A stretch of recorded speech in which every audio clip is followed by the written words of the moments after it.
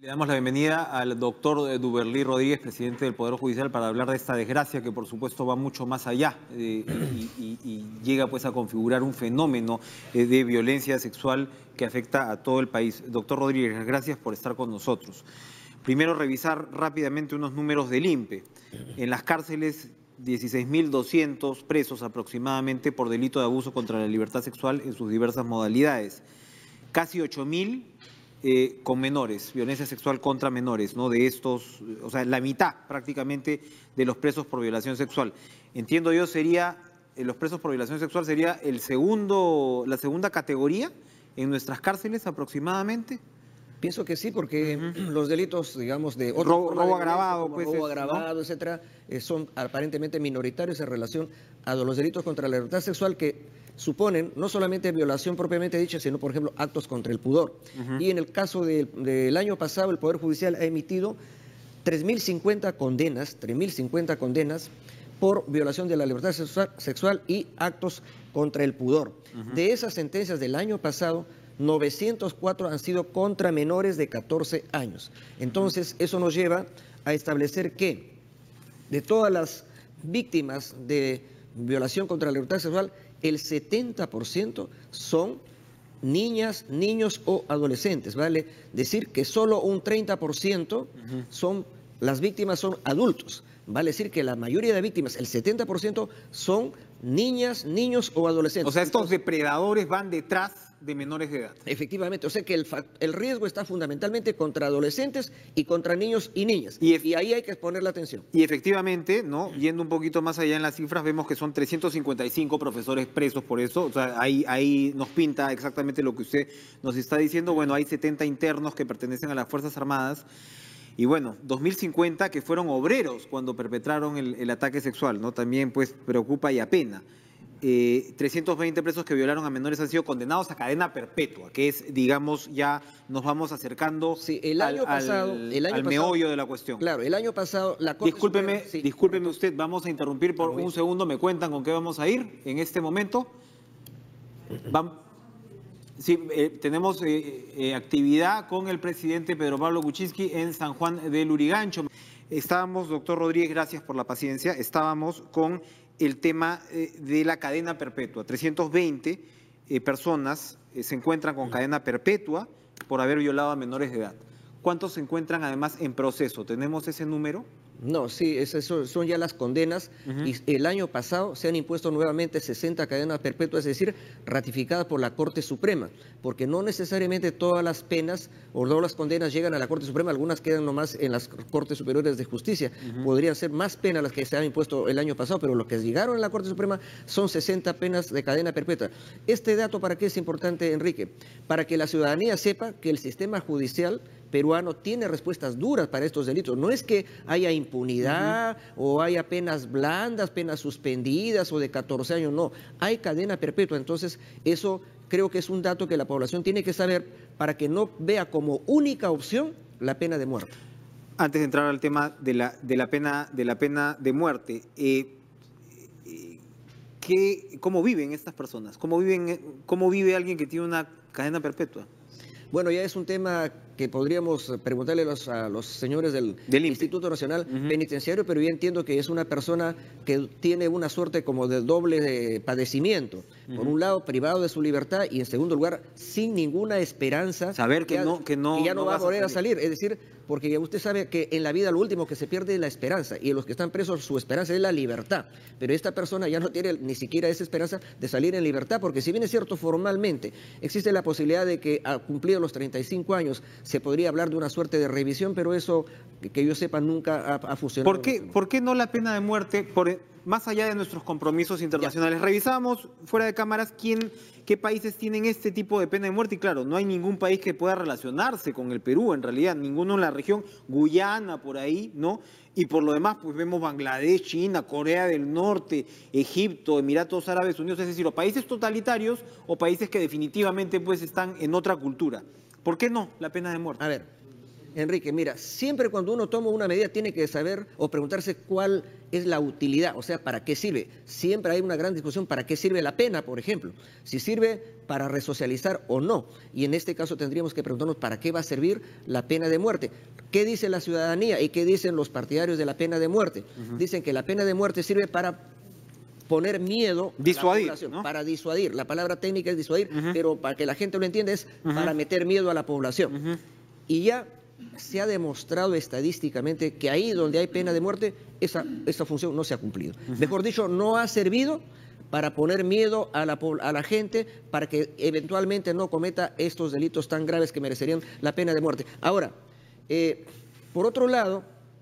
Pero también, es que este tipo de monstruos no se disuaden así, pues, ¿no? O sea, es que incluso es gente con tal enfermedad probablemente que hasta se sienten estimulados de repente al saber que hay una pena con estas características, ¿o no? Bueno, efectivamente, el tema es que no está demostrado, es decir, sería inútil decir que con la pena de muerte vamos a evitar más violaciones. Eso es una mentira, eso no es verdad, porque eso no está demostrado en ninguna parte del mundo.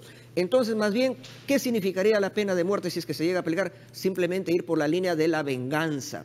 Pero el tema de la venganza es un tema que ya ha sido superado a nivel, digamos, mundial por la cultura humana en su larga evolución. Porque si vamos al tema de la venganza, entonces autoricemos a que cada persona víctima de un delito haga justicia con su propia mano. O si no, encarguemos a la población que se encargue de castigar a los delincuentes y volvemos al linchamiento. No hay nada, Enrique, más democrático que un linchamiento. Todos ejecutan la pena, todos patean, todos escupen, todos te insultan y la gente queda contenta, pero no es así, pues estamos en democracia, estamos en Estado de Derecho. Los ciudadanos han renunciado a la potestad de hacer justicia por su propia mano y se la entregamos al Estado. Lo que hay que exigir es que el Estado cumpla con su deber de castigar a quienes tiene que castigar. Dos cortitas ahí. Si llevamos la psicología de masas a ese extremo, seguramente estaría muy contenta la gente con que la corrupción sea castigada con la pena de muerte, de repente. Claro, a ver. La turba estaría satisfecha con eso. No quiero decir algo que sea tomado como una provocación o como una falta de respeto a los señores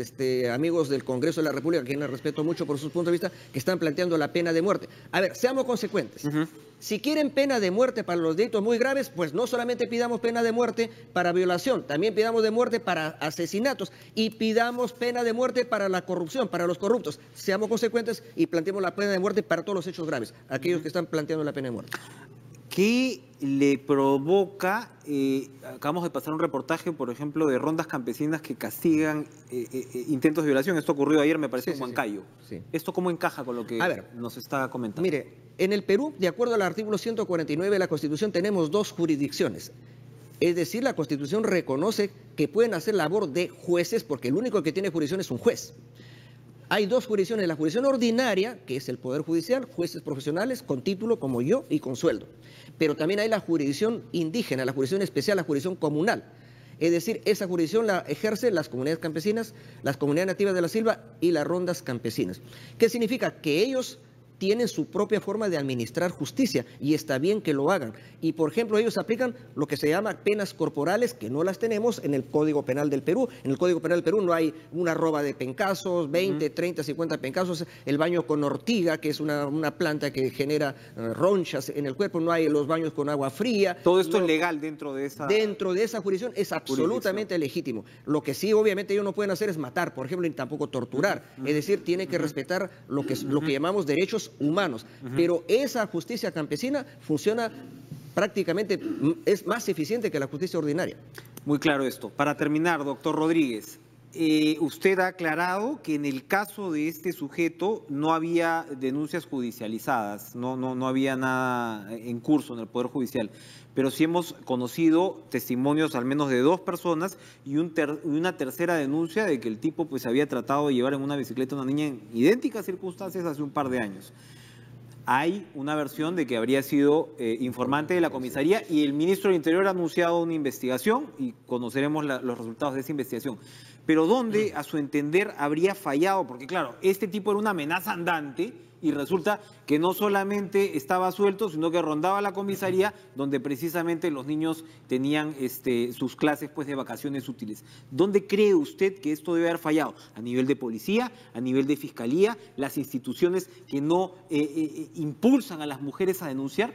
las propias denunciantes? ¿Qué pasó ahí? A ver, cuando vivimos en una sociedad que se ha organizado bajo la forma de Estado, hay instituciones encargadas, por ejemplo, de seguridad ciudadana. Es decir, ¿quién nos tiene que cuidar? ¿Quién nos tiene que proteger? En primer lugar está la Policía Nacional del Perú.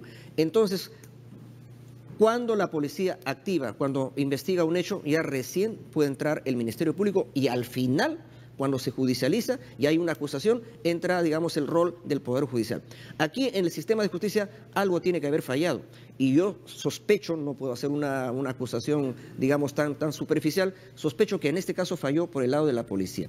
Pero también podría ocurrir que una persona adulta que ha sido objeto, digamos, de una violencia sexual, va y pone una denuncia a la comisaría y ya no vuelve, por ejemplo, para que le hagan el reconocimiento médico que tiene que ir al médico legista, porque no vale pues con que uno vaya y diga, a mí me hicieron tal o cual cosa, eso tiene que de alguna manera ser objeto de prueba. Entonces, probablemente también hubo, diríamos, un poco como de dejadez por parte de la parte agraviada, porque si la parte agraviada hubiera insistido, incluso podría haber denunciado incluso ante la prensa y ese hecho hubiera continuado adelante. Para mí que ha habido negligencia por ambos lados, por el lado de la policía y también por el lado de la propia parte agraviada que tenía todo el derecho de, digamos, emplazar a la policía y al Ministerio Público para que hagan la investigación. Entonces, en algún lado falló, pero yo creo que tenemos que ir, Enrique, fundamentalmente el tema de prevención y yo saludo la iniciativa que ayer ha tenido la ministra Choquehuanca, ministra de la Mujer, de convocarnos a las más altas autoridades del sistema de justicia. Ha estado el fiscal de la Nación, el doctor Pablo Sánchez, ha estado el presidente del Poder Judicial, ha estado el ministro de Educación, Ibel Dexteler, y hemos acordado implementar 4 medidas fundamentales, pero que van al tema de la protección y de la prevención, porque si no ya es como llorar, pues digamos, sobre algo que ya ha ocurrido, y lo fundamental es no tengamos tampoco la idea de que ya van a haber violaciones cero. El tema es reducir esos delitos tan execrables a su mínima expresión, pero eso tiene que ver fundamentalmente no con el castigo, sino tiene que ver fundamentalmente con la prevención. Con no exponer a los menores, ¿no?, a situaciones como estas. Gracias, doctor Duberlí Rodríguez, por acompañarnos esta mañana, muy claras sus apreciaciones. Nosotros vamos a ir a una pausa y regresamos corriendo con mucho más en TV Perú Noticias.